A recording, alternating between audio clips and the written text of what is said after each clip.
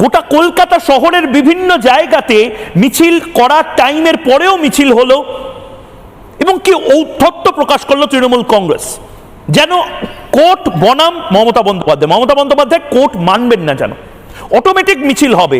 ঔদ্ধত্য প্রকাশ করে বলা হলো আজকের দিনে হবেই মিছিল।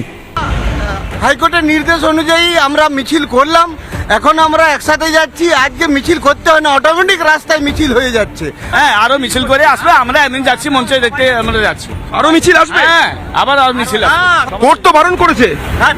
বারণের আমরা ভাঙছি না, ভাঙছি না, অঙ্গন ভাঙছি না আমরা। হাইকোর্টের নির্দেশ রয়েছে যে মিছিল করা যাবে না। হ্যাঁ, আমরা আসবো,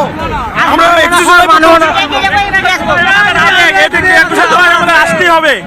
শহীদ দিবস আমরা আসবো 21শে জুলাই, কেউ আটকাতে পারবে না। হাইকোর্টের নির্দেশ আছে ঠিক আছে, কিন্তু আমাদের তো মিটিং করতে হবে, 21শে জুলাইটা তো পালন করতে হবে।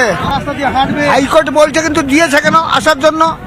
এলাম কি করে হাওড়া থেকে? হ্যাঁ, এইরকমই তো এসছি। জুলাই কখনো বন্ধ করতে পারবে না, হাইকোর্ট বন্ধ করে রাখতে পারবে না কখনোই। 21শে জুলাই একদিন তো একটা দিন পালন করা যাবে না।